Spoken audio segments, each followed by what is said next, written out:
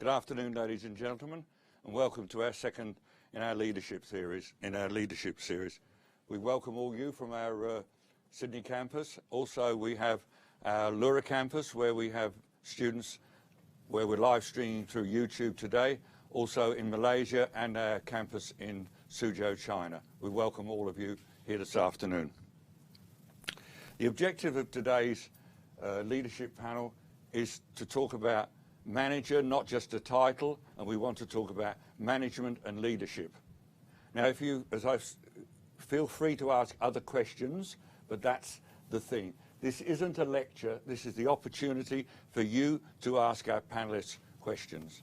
So without further ado, I'd like to introduce our two panelists. First, Ms. Jennifer Brown, who's the General Manager of the Marriott, and Mr. Kristian Nichols, who is General Manager Sydney Business. So, Ms. Brown, if you'd like to start. Thank you. To tell you a little bit about my background, I've been the General Manager of the Sydney Harbour Marriott for the last 7 years, which is a pretty big operation. It's 563 rooms. It's over a $62 million business. Prior to that, I spent 5 years in Washington, D.C. in America, working for the Ritz-Carlton in Washington, D.C., which was a multi-mix property. So not only was it running a hotel, but it was also running a residential component and a multi-mix retail component of the property as well, in a very dynamic market where really local news is world news as well, because the property was really built for high-level diplomatic visits coming into Washington. So it was very interesting to be the general manager of a property like that. And prior to that, I spent 2 years in Istanbul as hotel manager for the Ritz-Carlton there, opening that property and getting the brand established in Turkey. Prior to that, I spent 10 years in Australia for Ritz-Carlton. Primarily, my background is in operations, sales, marketing, and revenue management, and was also part of the opening teams for 16 hotels across Asia Pacific and also in the Caribbean as well. Okay. So what's the most challenging part of your current position?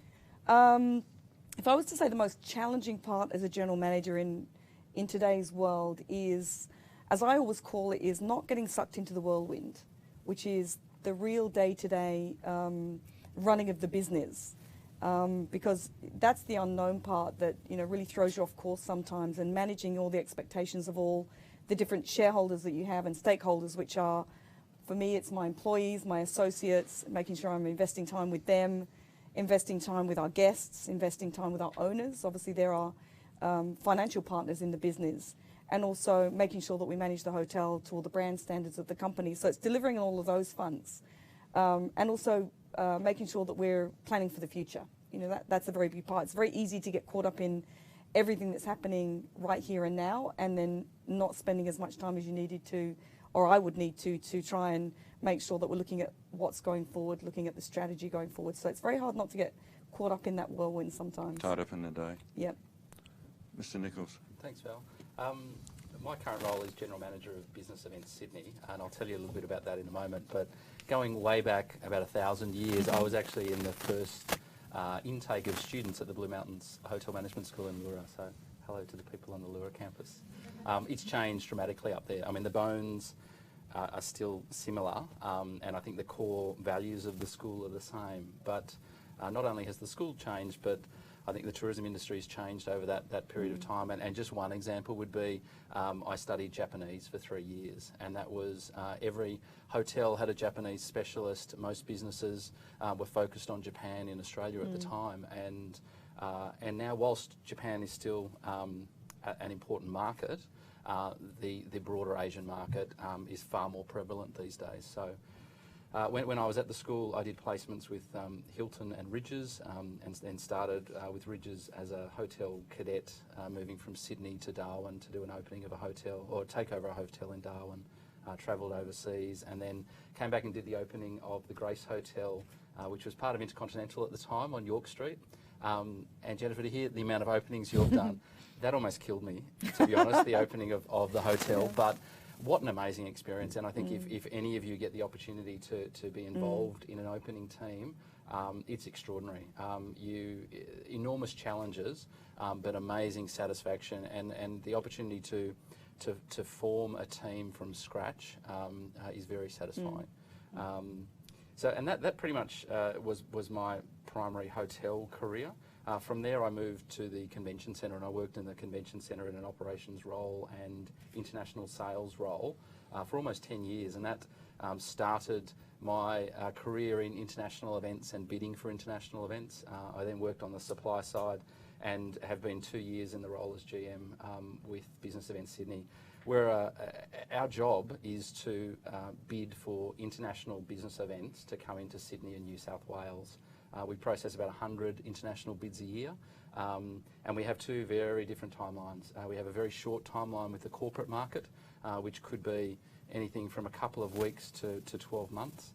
And then the association market can be 6 or 8 years away. So it's a very long sales pipeline, a very long process. So we're working on events for 2022, 2024 at the moment. So this year, have you done any travelling? Yeah, I've done a fair bit of travelling, but I've got to say in the last 18 months, we've really skilled up our team, particularly in our international offices. We have offices in the UK, North America, in China, in Singapore and in Mumbai, and we've really raised the skill set and experience of those people, because I'm a firm believer that it doesn't take me or the Sydney team travelling into market before we meet up with clients and do business, and we have great people in market these days. So my family is very happy that I travel less these days than perhaps I did a couple of years ago. All right, so that might lead to the first question. Would you describe yourself as a leader or a manager or both, or what aspects of your job do you lead and which ones do you manage? Yeah, I think in my role, my primary focus is as a leader, not only for my team but for the business. I'm part of the executive team, and our role is to create the vision and through our teams get that buy-in. And I guess as a leader as opposed to a manager is to add value to the organisation. Obviously, you need to be a manager as well. I have my own team. I have a team of about 25 people, and managing that team is particularly important. And I guess the differences to me would be management is more process driven, I'd say. The leadership side is probably a little bit more innate and therefore harder to capture, harder to develop at times. But the core of my role is a leadership role. Okay, Jennifer, could you add to that? Yeah, I see probably about 80% of my role is leadership and 20% is managing, and that managing is the process part of it, and that has to get done. But really, as a general manager, I see myself more as a leader because I have to be able to influence people and have them come on the journey with me. There would be no point in me just having a vision or trying to execute something alone. So you've got to make sure that you surround yourself as a leader with the right talent, and then you've got to invest in that talent and then have them execute for you and with you, and develop them along the way as well. And that's a huge part of my role as a general manager, is developing my team, developing my executive team, really working together with a team of experts, if you like, in their own individual disciplines, whether it's operations, whether it's food and beverage or rooms division, or whether it's sales and marketing or finance. These are my business partners running my business, which is my hotel, and having a strategic vision with them, and then really not micromanaging them to get there, but being that support mechanism for them. And at the end of the day, as a general manager, the buck stops with you. Yeah. So you need to make sure, or I need to make sure, that I've got the right investment in the right places, and really making sure that they are then, as a consequence of that, leading their teams to success. So it's really setting the vision and then helping people to get there. Okay. What's your biggest challenge in getting somebody from overseas to come and have their event here in Australia and in Sydney? Perception and reality of time and distance, time out of the office and distance away. Particularly we're talking traditionally for the association market, Europe and North America are the main sources of association headquarters and decision makers, and there's no doubting it's a fair distance to jump on a plane to come out here. So it's time out of the office is probably the number one. And, Sydney is also not an inexpensive city. But as we were just meeting with someone from the United Nations this morning, actually, they're running a congress out at Sydney Olympic Park. And she was saying, don't hide behind the fact that you are, you obviously don't word it as an expensive destination, but you deliver value. It's a destination that stands up and delivers. So for us, it's about breaking that perception and stressing those messages that you deliver on your objectives when you come to Australia. But certainly time, distance, cost are probably the primary challenges. Then again, one of our key markets is also Asia and the Asia Pacific region. And as we say, we've got half of the world's population within an 11-hour flight of Sydney. So, and across, if you're talking, whether you're talking a corporate market or you're talking science or research or whatnot, this is the growth region in the world. Associations want to be here, and Sydney's a great place for them to meet to achieve their objectives and tap into that Asia Pacific market. Okay. So Kristian's now delivered you 5 nights of 300 or 400 rooms. I know. What's your biggest challenge? My biggest challenge is accommodating them all. I think with visitors coming into Sydney, what we tend to see is Sydney is still a seasonal market. Even though, as a city, we've also got the opposite problem of running around 86, 87% occupancy. And a lot of markets around the world would say, well, that's fantastic, that's great, we would all love to run those sort of occupancies. It does present itself with some challenges with the fact that you are running your properties back-to-back, occupancy-wise. So that's putting it's a pretty heavy toll on your staff. To be able to be excellent every single day and deliver that constantly, because there really doesn't end up being a lot of downtime. You're also putting the physical building through an immense amount of work, so there isn't a great opportunity for downtime to maintain the product. So you have to be very organised, and you have to make sure that you take those opportunities to deliver, because when you do have that sort of demand coming into the city, obviously that dictates the rate that you're charging for the room. And with the higher prices comes a certain expectation from the customer. So whether you're paying, in down season, you might be paying, let's say $250 for your room, and then in high season, that's going to change to between $400 and $500. The physical product doesn't change, but the expectation of the customer changes. So we have to make sure that we deliver to that expectation all of the time, and that they walk away and say it's good value. And the way that we can do that is through the engagement, through the service that we deliver to the customer, and that they do walk away and say, yeah, it was a high price to pay, but it was absolutely worth it. And I think, to Kristian's point, it's about, being proud of the city and being proud of the product that we have, and this is the price point for our product. So, but it can be a challenge. Global city, compare our prices with to New York. Yeah, and it's chalk and cheese, really. You could argue actually that it's probably potentially there's a bit of movement that could happen there. Yeah. But we are a global city, and we should we position ourselves as such, and shouldn't be backward. Okay. Yeah.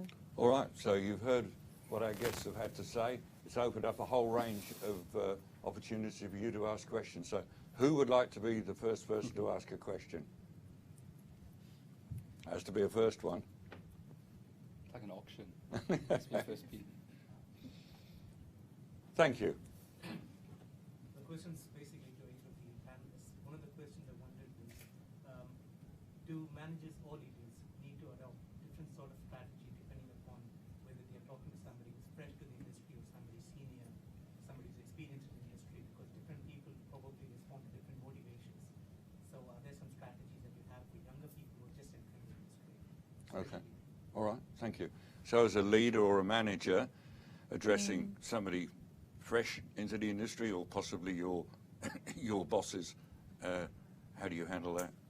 Yeah, Kristian? Definitely. Probably one of the challenges across many businesses is engaging with that next generation of staff member coming through who are going to be the future leaders of your business, and understanding how best to communicate with them and engage with those people, what drives them, and it is quite different. And I think sometimes it can be frustrating at times when someone doesn't operate the same way that you perhaps perceived that you operated when you were coming through your career. But that's just the way things are these days, and also the way things communicate. Way people communicate. We have some team members who wear, and obviously they're not client facing, but they wear earpieces in during the day, and you can be aghast at seeing that, but understanding that's actually not being rude, and they're perfectly happy to engage in a conversation and the like. But understanding that's along with their fresh ideas and great input, you need to adopt, I guess, to the way that you interact with them as well. Jennifer. Yeah, I think it's a really, really important part of our business right now, to make sure that we are able to deliver from an employment perspective to the next generation. And we've really, I guess, like most organisations, have been doing a lot of work in this area, and not only from an employee perspective, which are our younger employees first coming into the industry, but have the same career aspirations as we did, or our former leaders did.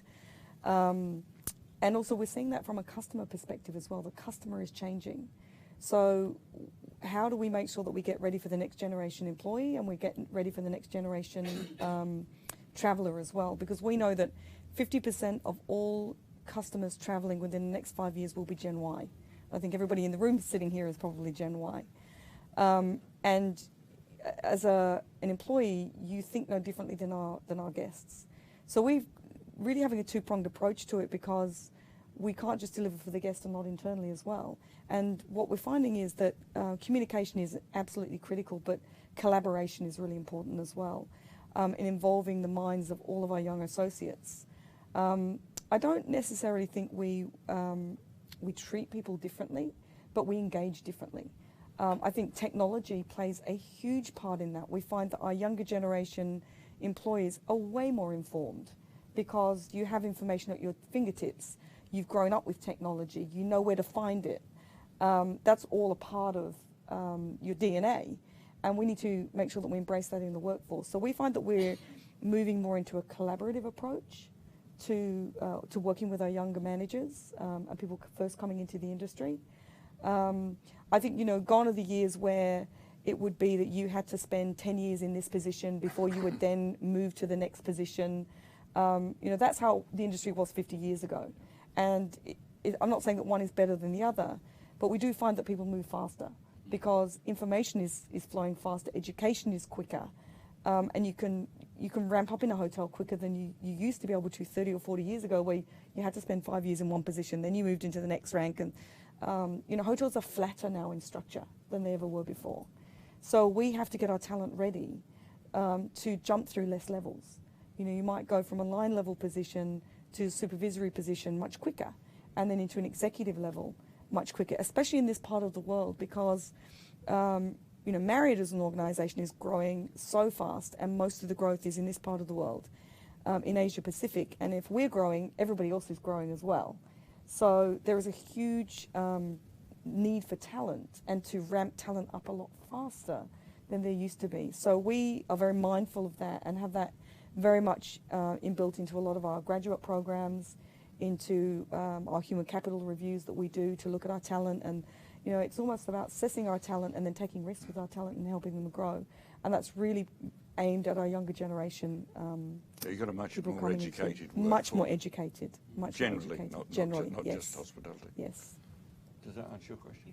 Yeah. Another question, please. Thank you. From education, experience, and time spent in the industry, what is the most important quality, personal quality for a general manager or a leader, in your opinion? All right. So besides experience, besides education, what would, if you're appointing a manager or looking at a leader, what would you be looking at? Although all those things are important, I would be looking for, first of all, I'd be looking for a fit, because I think every organisation has values, and I would be looking for someone that could demonstrate that their own personal values are going to fit the culture, because it wouldn't matter how much experience they had. If they didn't fit the culture, they're not going to be able to be effective in their role. So that is a huge component, is really understanding what makes them tick as an individual, and understanding also what their future career aspirations are is very important. Because, again, looking for the right talent, the skills can be taught, the talent can't be taught. That's a natural intrinsic ability that you have. So when I'm assessing somebody's capabilities to fulfill the role, I'm not necessarily looking for them just to fulfill the role that they're applying for. I'm looking at their overall talent and fit for the organisation. And once we know that we've got that talent and fit, we can do the investment part, which means that they're going to grow. So that's really what I'm looking for. You know, education, all those things come into play absolutely as well. But the cream on top of that are those things. Okay. Kristian, could you comment? Yeah, Would you comment? I definitely agree with Jennifer. I'd say also a passion for what you do. You've got to really love what you do. And sometimes there's an analogy with doctors where you can have a very highly educated doctor, but their bedside manner is very much lacking. And ultimately, the care and service that flows from that is impacted. So, you know, looking for someone that has that, displays that passion for what they do, and you really need to find your niche, I'd suggest, in your career. I wouldn't be banging away so long at an area, whether it be in a hotel or the like. Obviously, you've got to give it a good go, and there's always challenging parts of your career. But you really got to do it. You can't be dragging yourself out of bed every morning, so you've got to find something that you are passionate about. The other thing I'd say is, and these are difficult because it's not quite as straightforward as an education, but an inquiring mind. I think people that are inquisitive and open to new ideas and open to learning, and as Jennifer said, you know, to be wide-read and open to fresh thinking is a great attribute to have in an individual, and certainly along with cultural fit, they'd be the areas that I'd look for in terms of... Yeah, I think change is such a key part of that. I think embracing change. You know, if you are the sort of individual that just wants to do something, do it well, but not have it change, then you've got to be mindful of that as well with the role that you pursue or the career path you pursue, because in our industry there's so many different avenues that you can go down and specialise in, and some will incur a lot of change. For example, general manager role, the chances are you're going to be moving, and you may not be just moving properties in the same city, you may be moving halfway around the other side of the world. And for some people that's incredibly exciting. For me it was very exciting, and I always urge all of my young managers, get out, go while you're young, have an adventure, there's nothing tying you. And what I found from it is I became a much stronger leader because I was being immersed into different situations that challenged me. They took me out of my comfort zone, whether it was culturally by moving to somewhere like Istanbul, where I didn't speak Turkish. We were building a hotel, very challenging.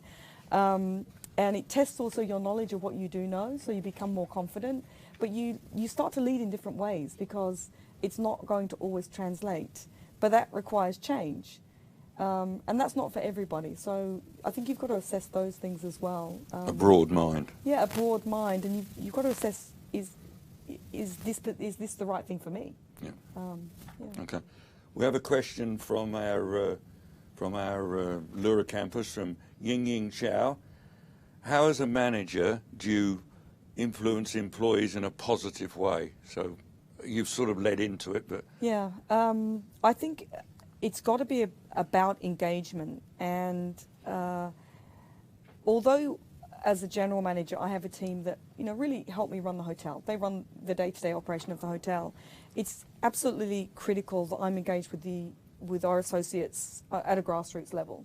So I still do, for example, I do a weekly roundtable with my associates, and I pick pretty much, there's one from each department. It's an hour. We sit around and have a coffee just like we are now, and there's no agenda, and they can talk about whatever they want. And a lot of the time what I find is it's communication, because sometimes information doesn't always filter all the way down. So to make sure that what is known at the top of the organisation is known all the way down every level of the organisation. So we're all going in the same direction. It helps diffuse any rumours. It's a great way for me to be able to let all our associates know what's going on. I often sometimes I find out things that I didn't know that haven't filtered all the way up that need to be addressed immediately. So sometimes there's a lot of low-hanging fruit that can be addressed straight away, and other things are strategic because it's getting the opinion of the people that are closest to our customers all the time. So that I find is a great way to stay very, very engaged with our associates, is one through doing things like the roundtable meetings that we do, or being engaged in training. I still teach problem resolution training in my hotel.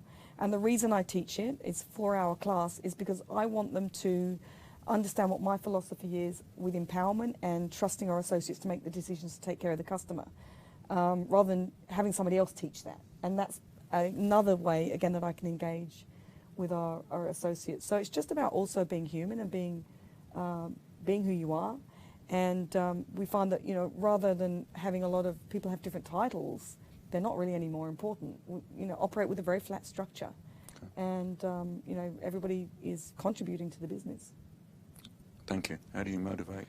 I think that engagement is actually a really good word, because we do an engagement survey quite regularly in the business. And engagement isn't about, do you enjoy your role? It's not about, are you satisfied in your role, but are you completely buying into the business and what you do, your role? So I think it takes it to quite a different assessment level staff member. And so it's a great process to go through to debrief with the teams and try to pull out what are the core drivers behind something that an area that may not have had complete engagement across the team.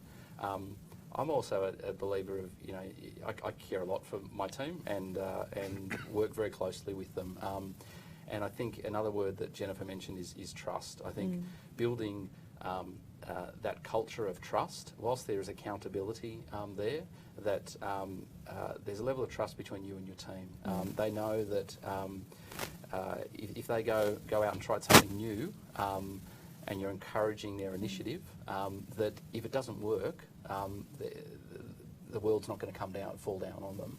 You've got to debrief, get the learnings from that, and move on again, and make sure there are learnings and behaviour change. But I think that creating that trust environment is critical to having a motivated, engaged team.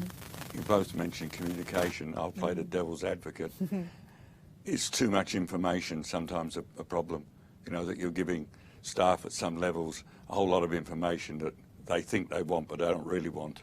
Yeah, I think that, and that also links into probably email communication. Yeah. There's a real culture in organisations at the moment, even though someone's only 3 metres down the corridor, you can send an email to them rather than getting up and actually going and having a chat to them. We have half of my team's based outside of Australia, and we're always looking at how do we gain that engagement from them, that most effective communication.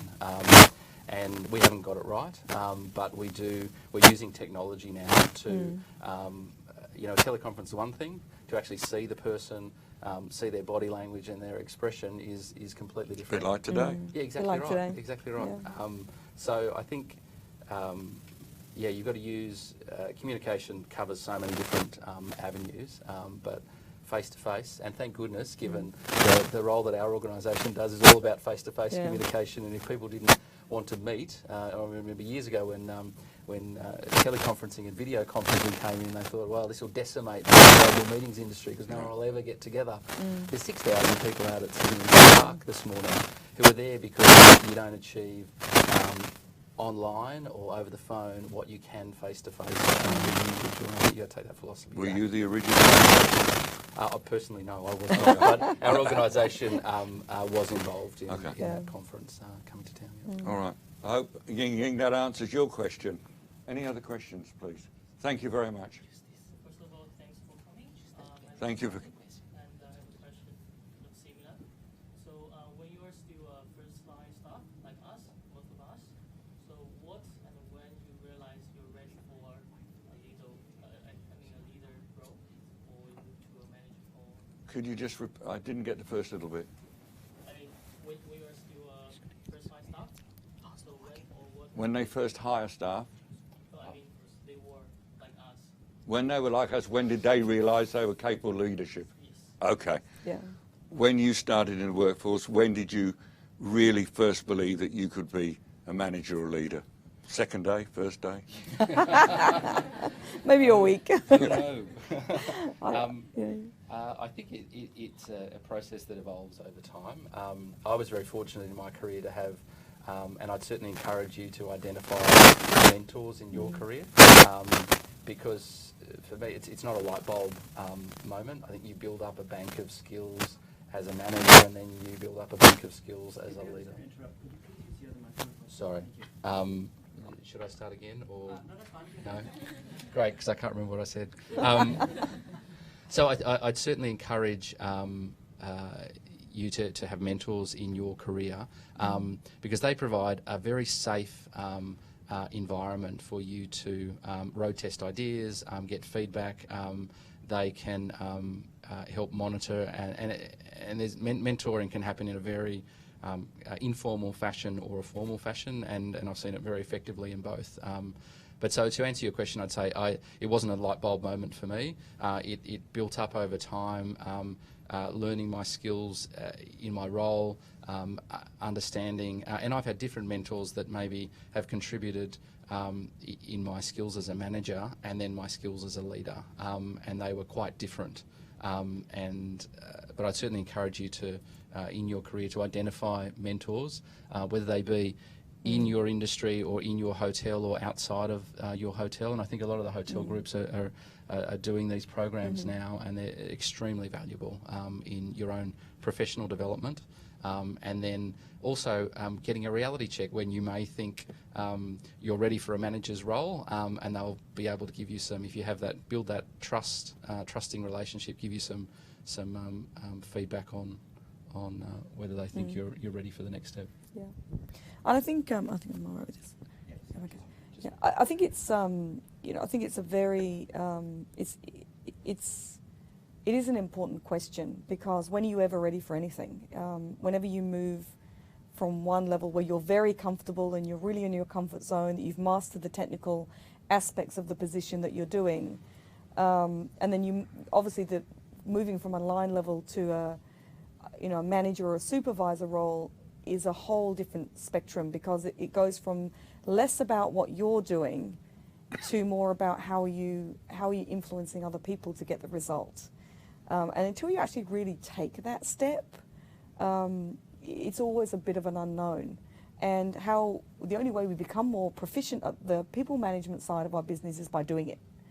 And I think, as Kristian said, mentors are very important, and understanding and getting someone to help you map out what are those critical skills and experiences that you need to get that would be critical, that you could draw on when you do take that first leadership role. Because then you've got something to fall back on, you've got those experiences. So, taking on an indirect people leadership role, whether you have the title or not, is absolutely invaluable.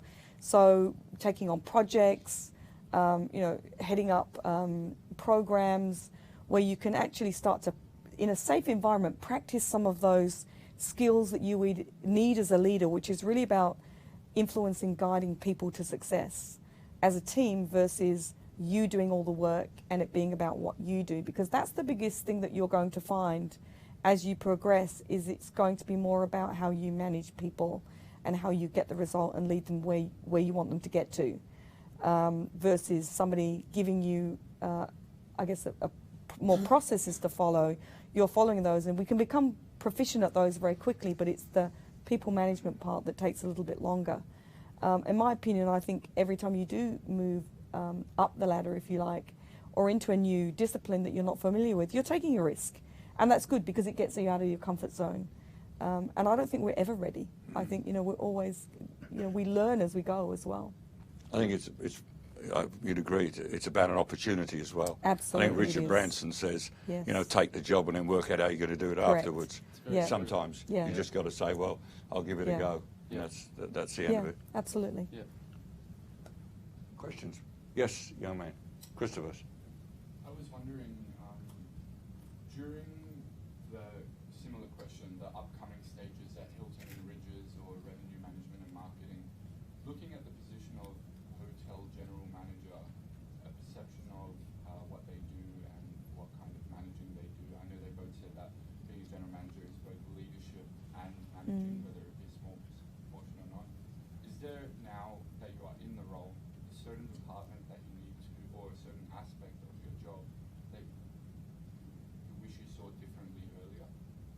Okay, good question. So I'm happy to answer. where are you now? But Yeah. are you viewing something differently now? You're a general manager, which you would have looked at, or maybe could have looked at differently during your career. Absolutely. And I think our industry has evolved so much in the last 20 years. And I think a lot of that is because of ownership, the ways that our businesses are structured. You see less of the sort of trophy hotels that are really about the prestige of the property and the owner owning it, and it's not really about the bottom line. At the end of the day, we're running a business, and it has to be efficient. It has to be profitable. It has to tick a lot of boxes. It has to be great investment. We have to make sure the real estate is appreciating. We have to make sure our market share is strong. And when I started in the industry, it was all about rooms and food and beverage. It was all about operations. As general managers, it was more about being a host to our guests. And it doesn't mean to say that that part of the business has gone away. We've just got more balls to juggle in the air now. And where I see, as a general manager, a lot more of the focus for GM is in the finance sector, really working very closely with the finance team, more on the capital investment side of things. Working owner relations is a huge component that didn't exist many years ago. And how do you engage with your owner to make sure that you are delivering on all fronts for the owner and have a great owner relationship? Because if that's rocky, that can be very difficult for a hotel. And also things like revenue management and that strategy piece that comes into it, yield management, revenue management. So all of that business side, and the other thing that is really playing a bigger factor now is human resources. All those are, probably now more weighted, about 60%, and 40% is more the operation of the property. So you become much more of a strategic leader than probably 20, 30 years ago in the industry. So, I've seen that hugely evolve, and I've developed my skills in those as I've been in the industry, but 20 years ago that was not the fundamentals of a path to be a general manager. So that's a huge change. I think your base staff are better educated, but Yes. I get asked the question many times about what's the biggest change, and owners got smart about 30 years ago. Correct. They got yes, smart, yes. and the whole game changed. Yes, It- yes. it's- Owners are very involved in running the business. They're very educated. And they do get very, very involved in the They're not business. satisfied with a monthly lunch and Right. a couple of bottles of wine. Yeah, no, there's a report this thick every month now, so that's changed. So, Kristian? Yeah, I'd probably concur on the financial side of things. Even though I work for a not-for-profit, doesn't mean there aren't a whole lot of numbers involved with our world. There's clearly revenue and cost lines to our business as well.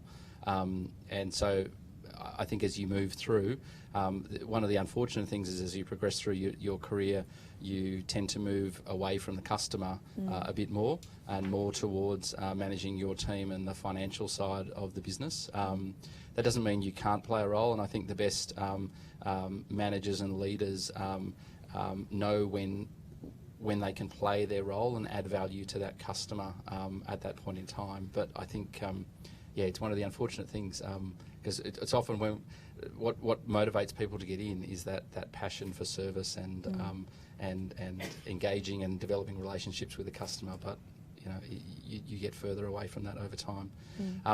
The other side of, for me personally, would be more active involvement in the Asian market. So less to do, I guess, with necessarily the inner workings of our business, but more an understanding of China. I've dealt with the Asian market now quite solidly the last 15 years, but I've never actually lived in Asia, lived in China, and I think that would develop a whole different cultural understanding than I currently have. And the Chinese business is, for us, particularly from the corporate incentive market, is about a quarter of our business. So it's a significant component, and we employ specialists across our business in market and also in our team to manage that market.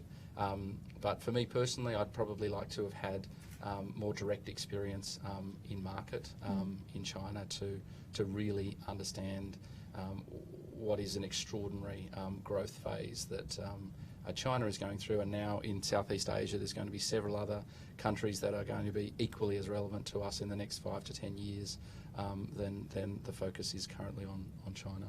Okay, this one's from Ruby in Lura, and it's particularly to you, Jennifer. Did you have to change your style much of management in different countries? So did you have to adapt, or how did you adapt to the cultures of those countries?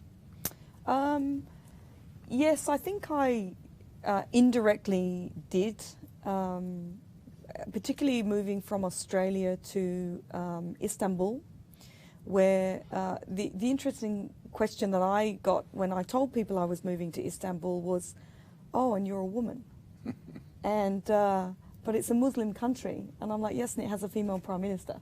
So it was an education piece as well. So at first I was like, well, "Where am I going? What am I getting myself into?"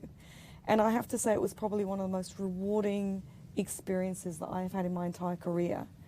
One, different culture, and two, different language, and building a hotel in a country where everything that you would imagine is going to happen in, or should happen in a week, takes 2 years, and everything that should happen in 2 years takes a week. So your entire frame of reference is switched upside down. And I had to realise very quickly that I was the foreigner. I was the one that this environment was different from, and I have to adapt. So I did find that I had to switch gears. I had to change my frame of reference.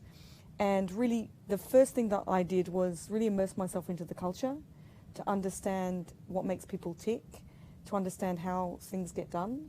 And I found that that was probably the best thing I could do, was really get out there, and I actually took some Turkish classes and really immerse myself into the culture. And I felt that I was able to, be embraced by the team much quicker, and was able to be, more effective in that way. So that was probably the biggest cultural shift. And then I had to shift back gears when I moved from Istanbul to Washington, D.C., which is obviously, a very established hotel market. I was doing another opening.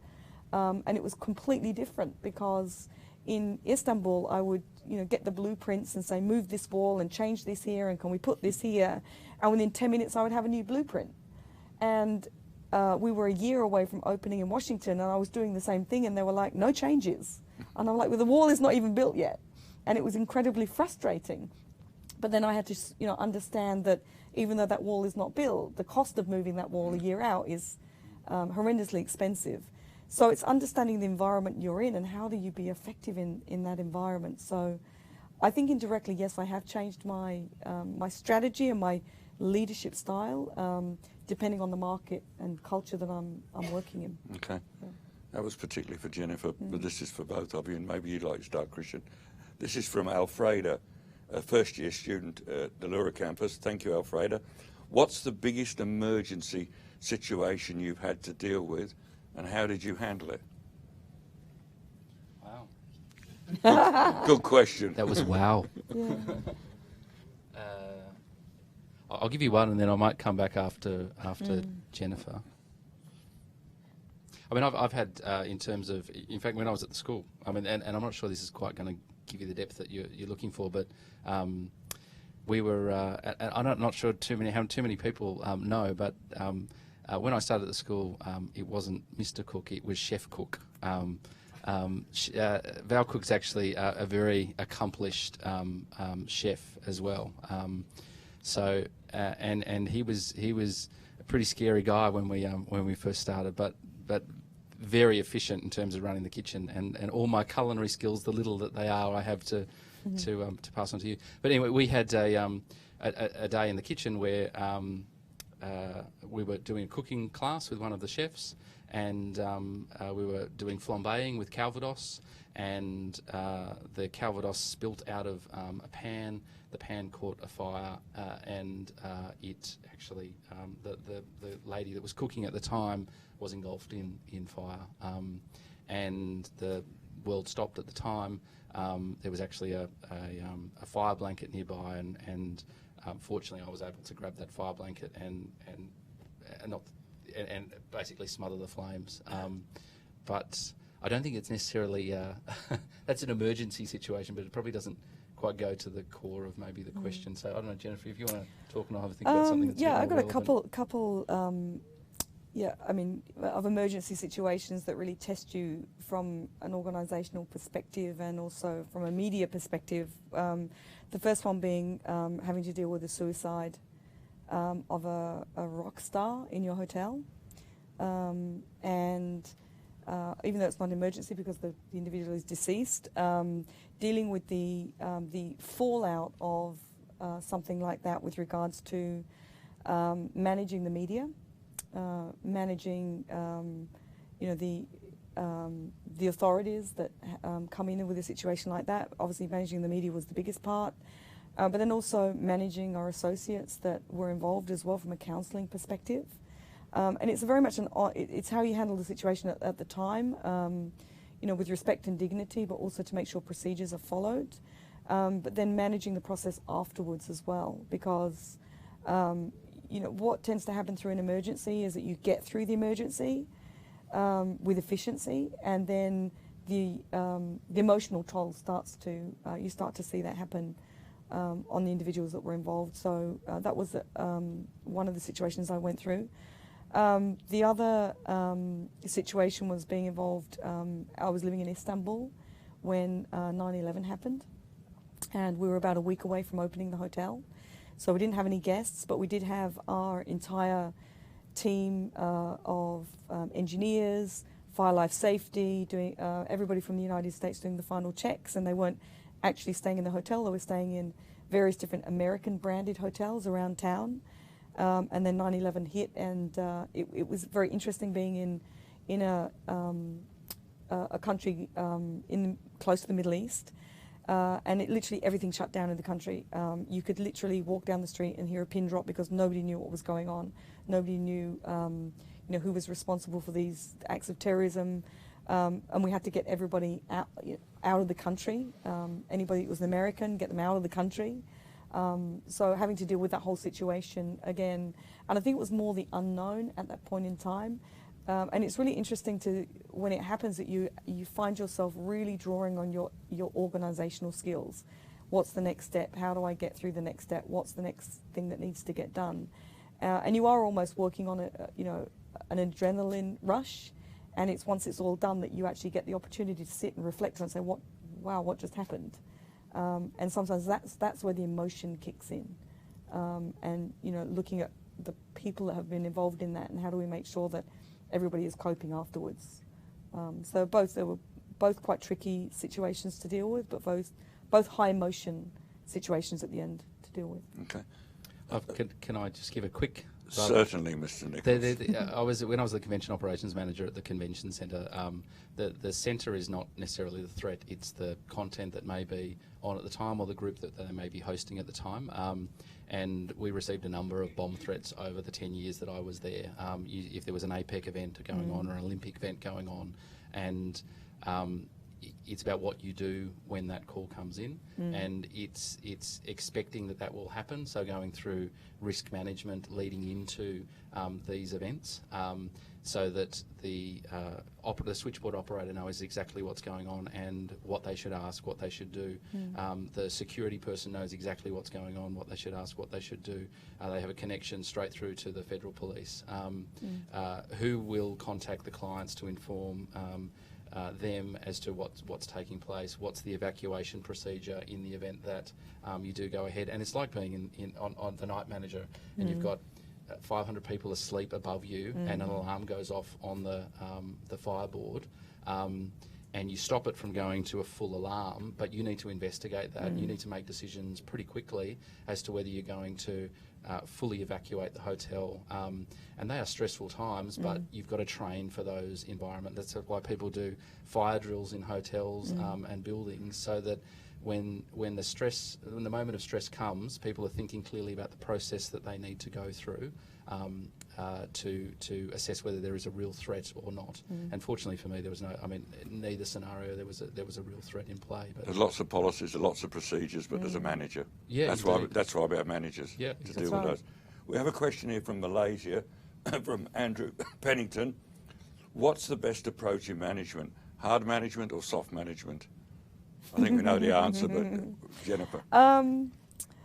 I think my opinion is soft management, because that's more from a leadership perspective.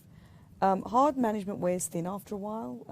It's more of that old command and control environment, which I particularly don't think that our younger employees relate to very well. And it goes back to looking at how do we manage that, our next generation employees and those coming through the ranks right now. And I think that kind of do as I say and don't ask any questions is really a thing of the past. I think soft management of engagement and really setting the expectation, setting the expectation and then holding people accountable is crucial, and guiding them and helping them to get there. It's really more about explaining what the outcome is, but giving people the freedom to use their initiative, to go on that journey to a certain extent. Obviously, if they're going off course, we would want to make sure that we get them back on course, but not dictating if it was to do something, not step one is you do this, and then you do this, and then you do that. Is more about having them be part of the process as well. Okay. So soft for me is critical. Maybe a little bit hard at the end. Yeah, if you don't get the result, then yeah, obviously. Kristian.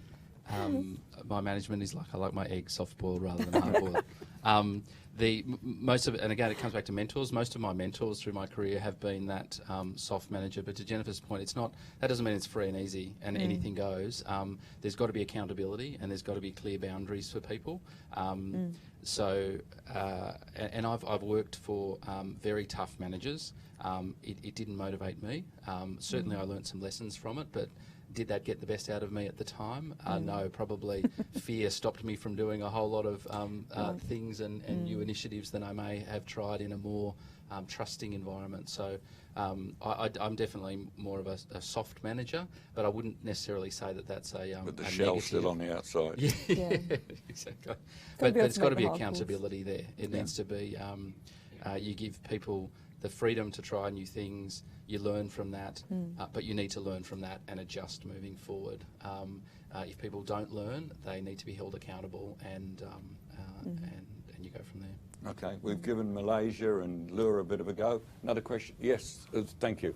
Yep. So my question is from a manager's point of view. When you're looking to hire someone to your team, what is the difference in perception for a person who has jumped from property to property but has heaps of experience from different countries? Loyalty versus experience. Yeah, or a person who's loyal, who's been there for 10 years or 5 years, and who knows the property. Good question. Yeah. Do you look to loyalty, or do you look to experience, or what do you do? Loyalty is really important for me. When I do my first scan through a CV, I'll look at how many years they've spent, not only at different positions but at different properties. And it's a red flag for me if someone's moving every 12 to 18 months in between, particularly different companies. Often there are reasons they may progress quite quickly through an individual company, but if they're moving about, that's a big red flag for me. The amount of investment that goes into developing a staff member so that they start to contribute back to the organisation is significant. It could be, 6 to 12 months before you're starting to get value back. So, when we're looking at an employee, I'm looking for a 3-year, depending on the role, but I'm looking for, and not necessarily the role, but within the organisation. I want them to buy into our organisation, have longevity in our organisation, and then we're both going to get the most value out of that. So for me, loyalty, experience is certainly important. That would be one of the second checks that I'd go through and do. But longevity is a key for me.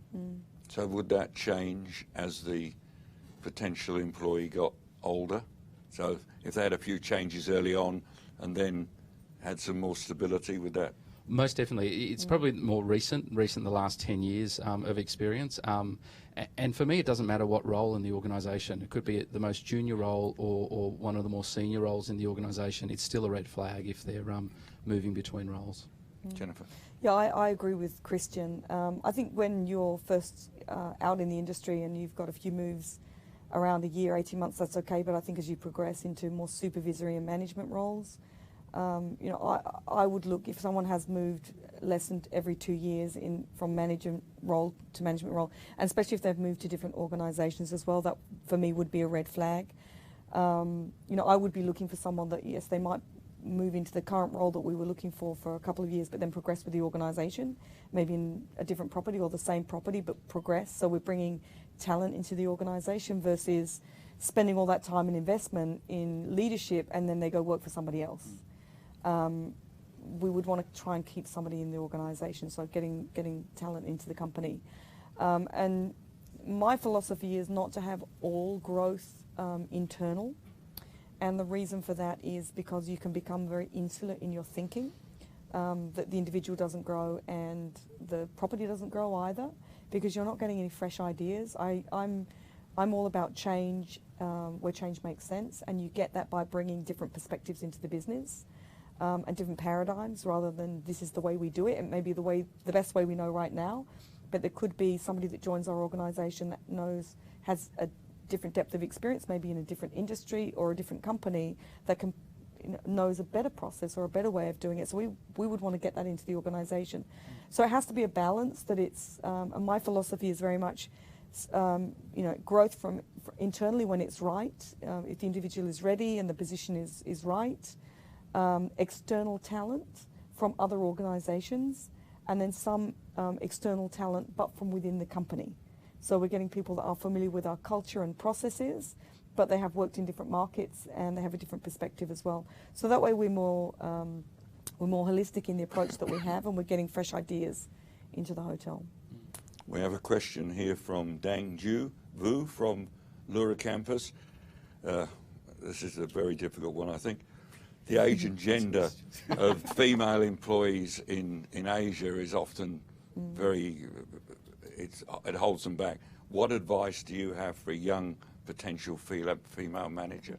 It's actually a really good question. I just came back from our first Asia Pacific Women in Leadership Conference, which was phenomenal. But the thing that blew me away the most was China is actually leading the way, and Asia is leading the way.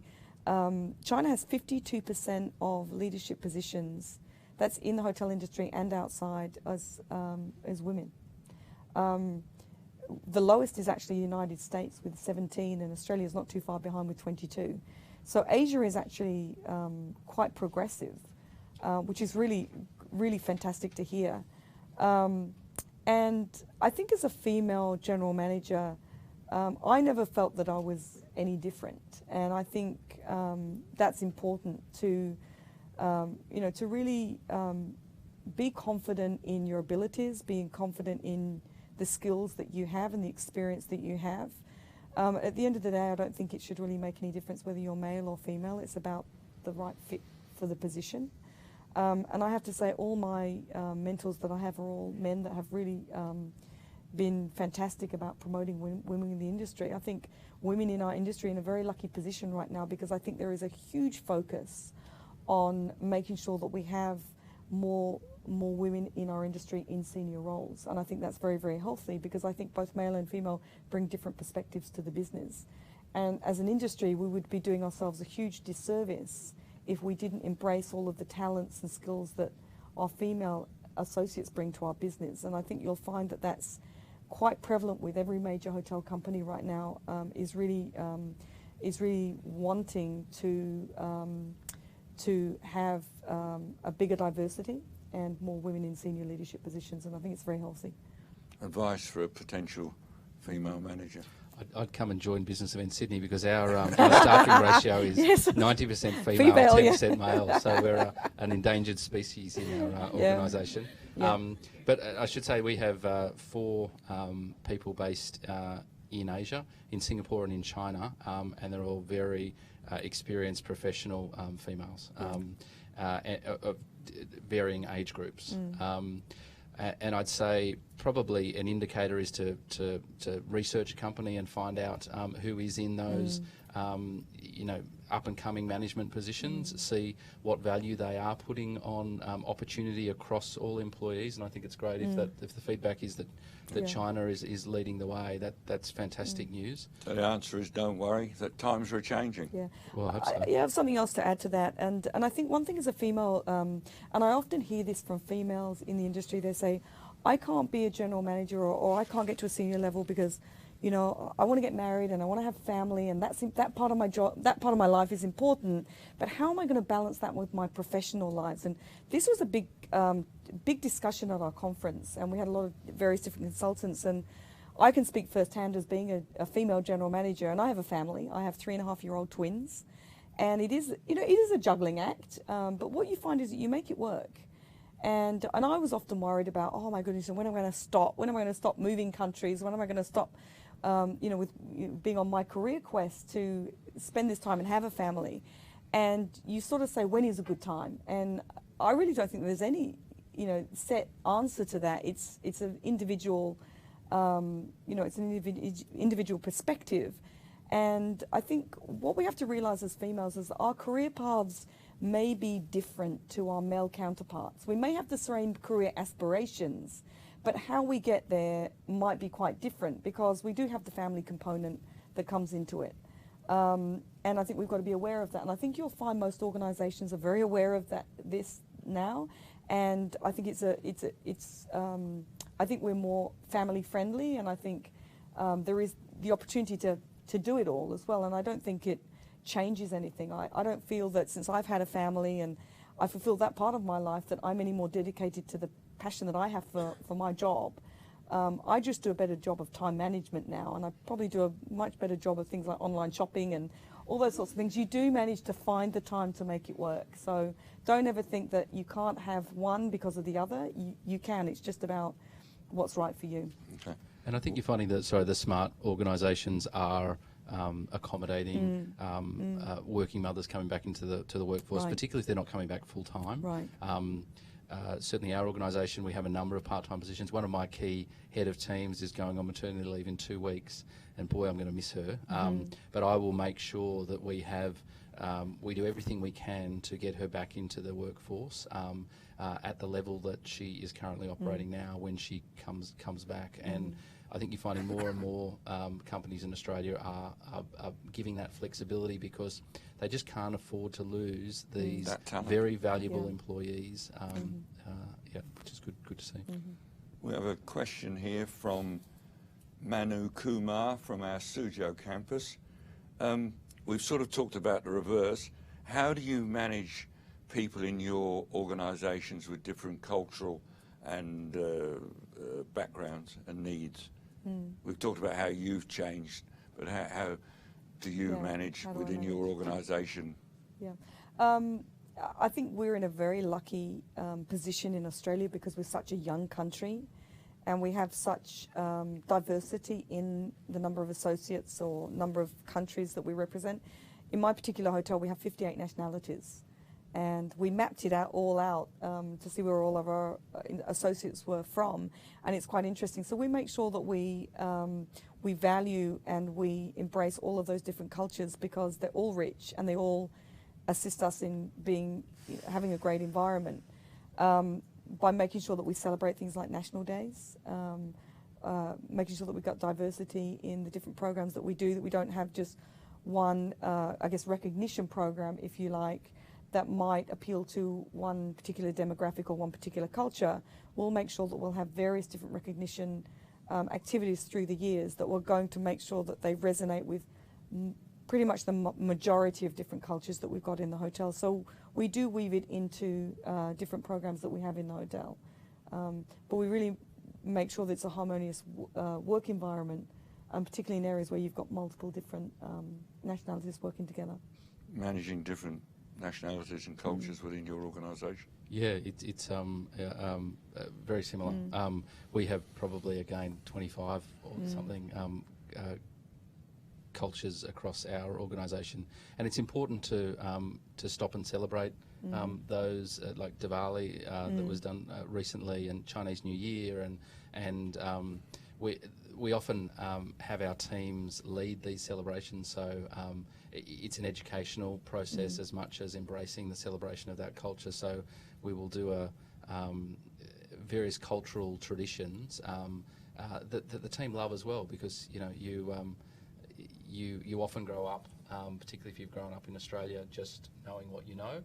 Christmas is the only celebration, and there is only one New Year's Eve, New Year's Day, and the reality is very different. So we just embrace the people that we have working with us and get them to lead and educate throughout the course of the year. This question has been answered in some sense, but this is from one of our lecturers, Mr. Philip Moore at our Lura campus. Can you give us one thing that you do to try and retain good staff? What's one strategy that you use to retain your best staff? Well, firstly, I like to create a pretty close working relationship with my team, so I'm pretty much in sync with how they're thinking or how they're feeling, and in that case, there's very open communication. So if there was a problem, we look to deal with that. If there was a change in their circumstances that they may feel that they need to move to a different organisation, then we look to see if we can accommodate that. So I think just that transparent communication with the teams. People's needs change over time. People's career aspirations change over time. And I'm a believer of keeping your talent within your organisation to an extent. There is also a time when you need to let some of your talent go, particularly if you can't provide, well, two things. If you can't provide that career opportunity at a pace that they need, because we're only a small organisation, but also if they have spent a lot of time in your organisation, it can be a disservice to their career to only stay in your organisation. And sometimes you need to get out and experience other cultures in other organisations, which can be a learning experience, and it can also change your perception of what your working environment was like.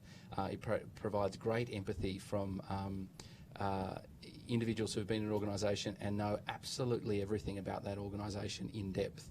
To be then plonked into another organisation where they've got to learn it all from you really develops that empathy around managing teams and change management through a career.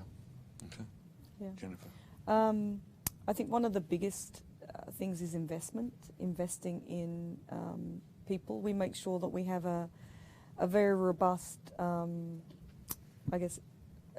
performance review process, which is kind of three-pronged. The first one is the beginning of the year, really setting out the expectations and the goals, and then assessing it mid-year.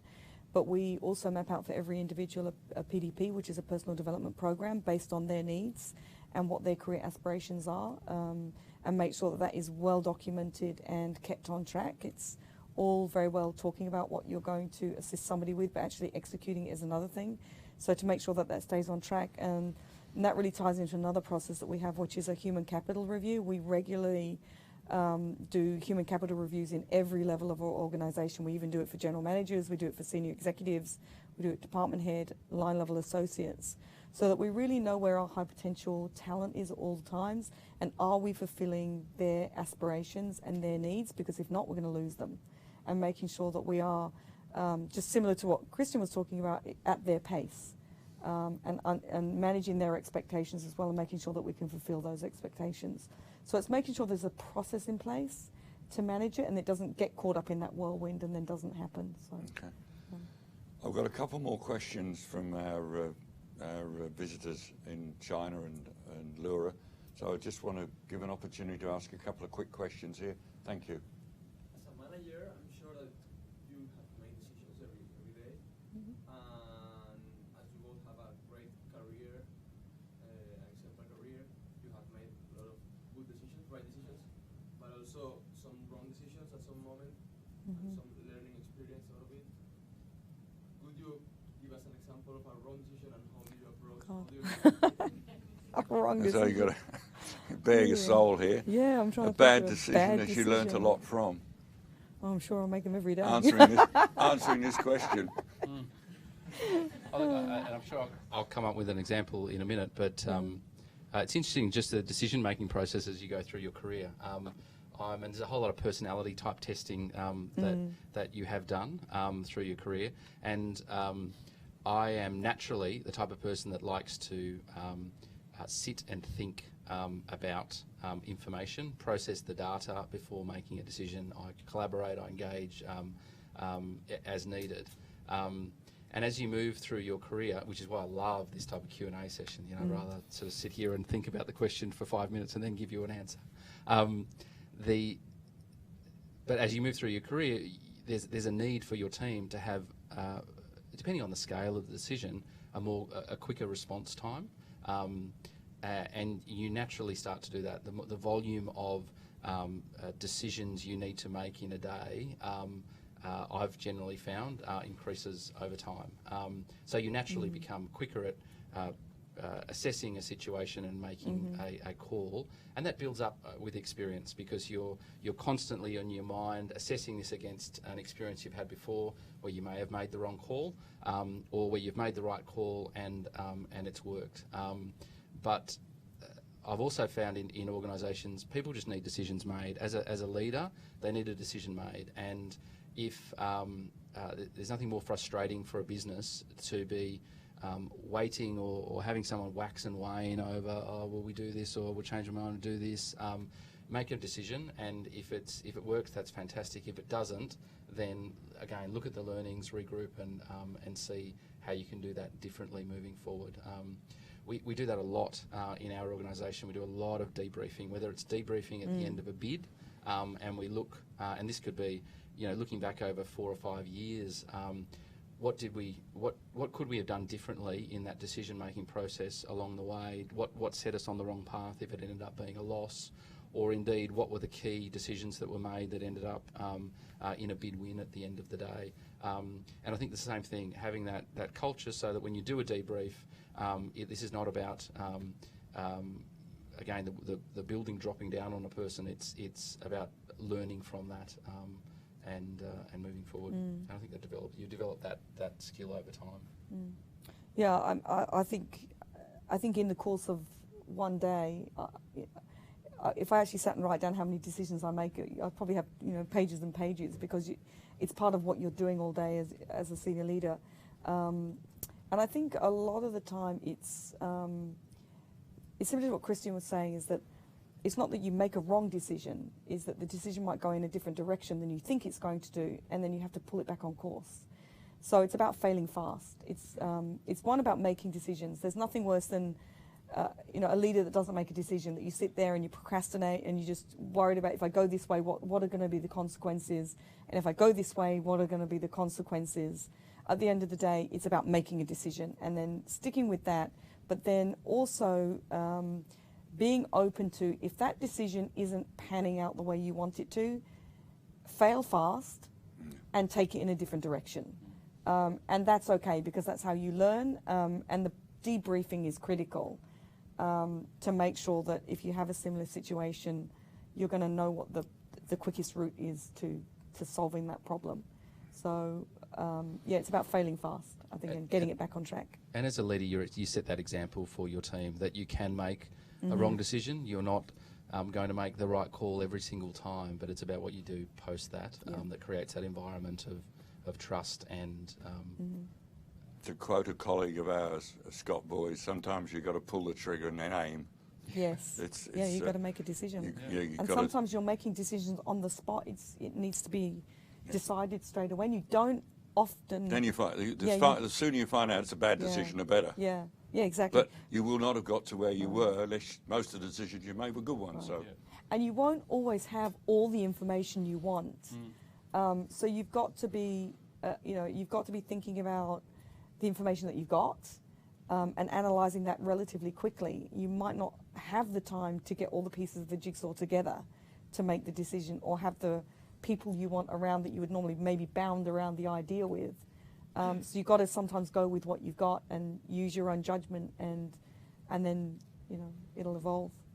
I think a lot of the time when you're there. It's a very hard thing to answer in advance. You know when you're there, hopefully. Yeah.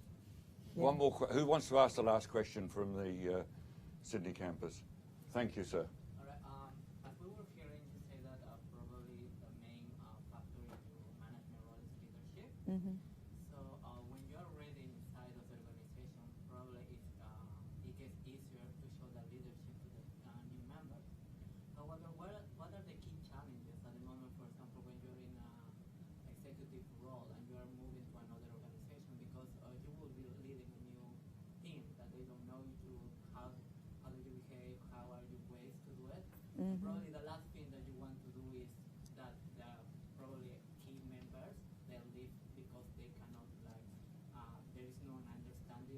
with them. So, according to your experience or to your knowledge, how would you face that situation? So I think that we're saying, what are the key leadership skills that you can transfer from one organisation to another, and then what are some of the ones that you've got to then get up to speed within a new organisation? Yeah, and I think every time you move, whether it's up the ladder or into another organisation or even another property or department, you're going to have a different team of people to work with. And I think establishing your own leadership style is critical, but also engaging with the key decision makers or the key people that you're going to be leading and influencing very quickly. My philosophy is always to come in and not change everything straight away, because you don't know what you don't know. So sometimes leaders want to put their mark on something and come in and turn it all upside down and almost erase, the previous leadership and make it their own. And I think that's quite dangerous, because the team will then be very confused. So I think it's very important to, one, establish your relationship with the team first of all, understand the individuals, what their talents are, what their strengths are, where they are in their careers, and know how you can, really get the best out of the team, and really assessing where the particular department is. Is it a new team coming together? Are there fundamental issues that need to be addressed pretty quickly, or is it a team that's been working together for a long time and it's a well-oiled machine that's that's operating very well? So if you come in and start making a lot of changes just to make an impact, you could be changing the wrong things. So you really need to take the time to understand the environment that you're in and learn. I mean, I think one of the best things is to be very open about the fact that you're not going to know everything. You're not expected to know everything as a leader, and especially in a new organisation. And really be open like a sponge to learn from your team, because they're the ones that will support you. And obviously you're going to lead them as you become more up to speed, but being open to learning. Transfer of leadership skills. Yeah, I think it's also links into that, whether you're a soft manager or a hard manager. Is it my way or the highway type approach to leadership?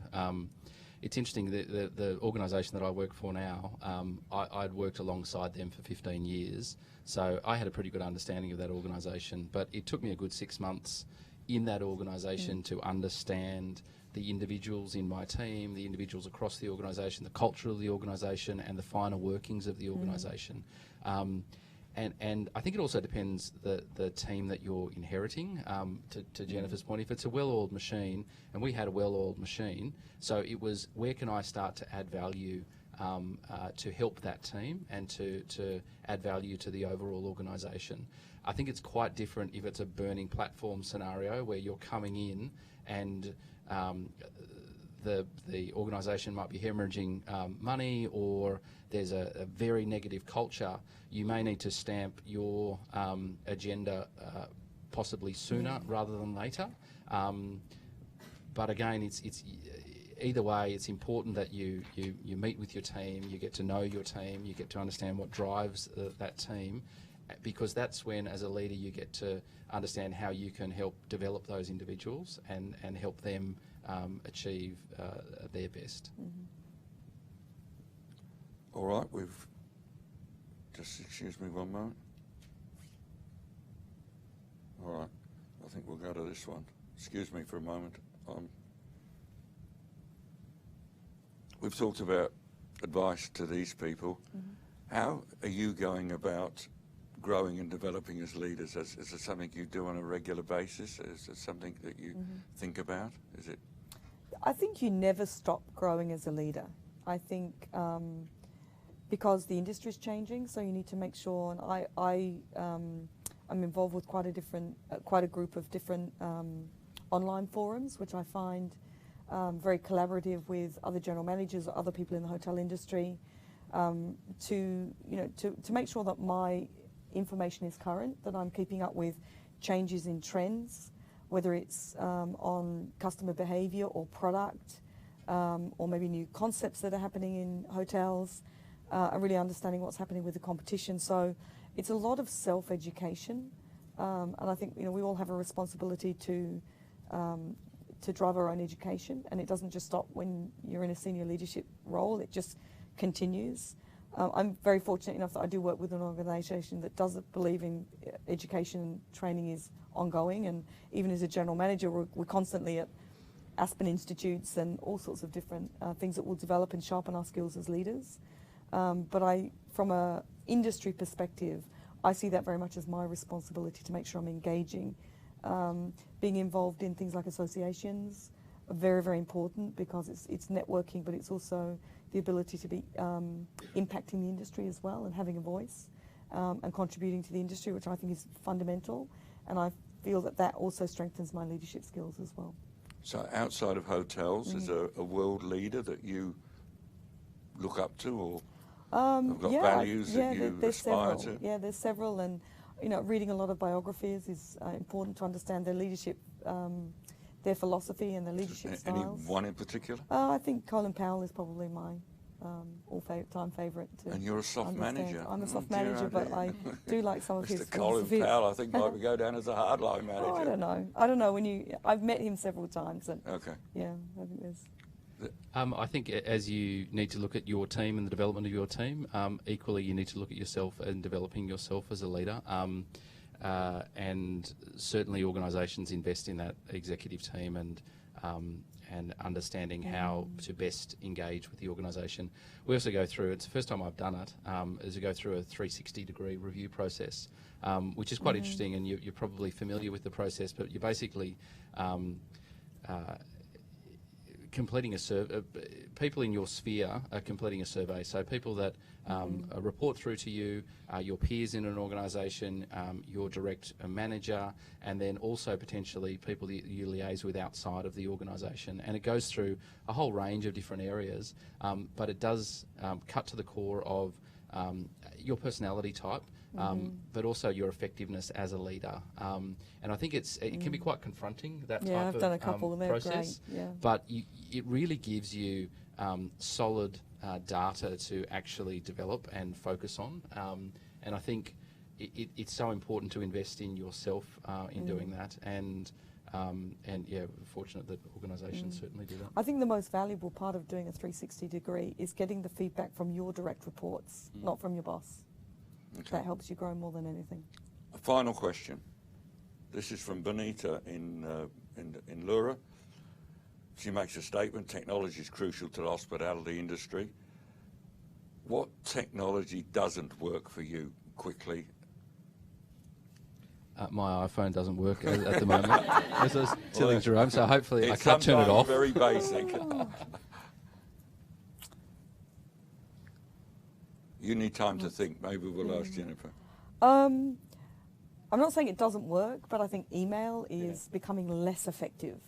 And it's interesting to see Gen Y. I mean, a lot of Gen Y don't have email addresses.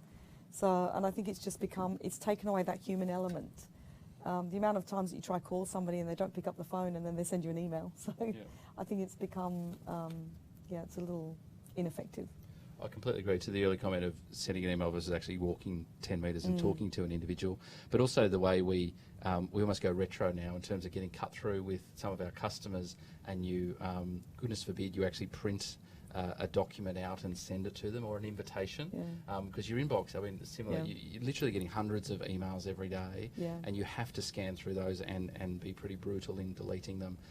But something that comes across my desk as an invitation or a piece of literature will get far more attention from me than online. So understanding how our customers think, and in our market also we deal with multi-generations, so similar in a hotel. So you need to have the ability to engage on WeChat in China, but also the ability to engage with a senior association executive who frankly is not going to be checking their inbox every 2 minutes for what's coming through, but may take the time to actually read something that's presented in hard copy.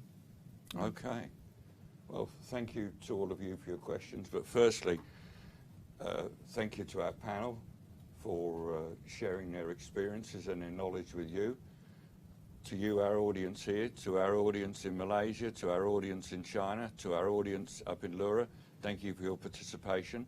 Unfortunately, I haven't been able to get to all your questions, but some of the questions were answered in amongst other questions, and some of your questions were very similar to the questions that we asked. So our apologies for not asking them all, but we've done our best in the time that allows. So if you could show your appreciation to our panel, and then I'm going to ask Mr. Sully to present some guests to the two panellists. So thank you very much, Kristian. And Jennifer.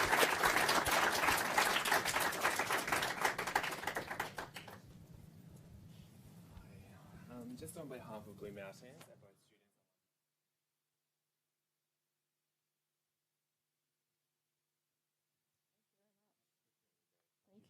It's very kind of you. Thank you.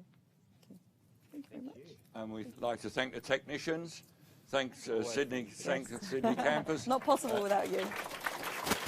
And also thank the staff who've come to support you. Yes.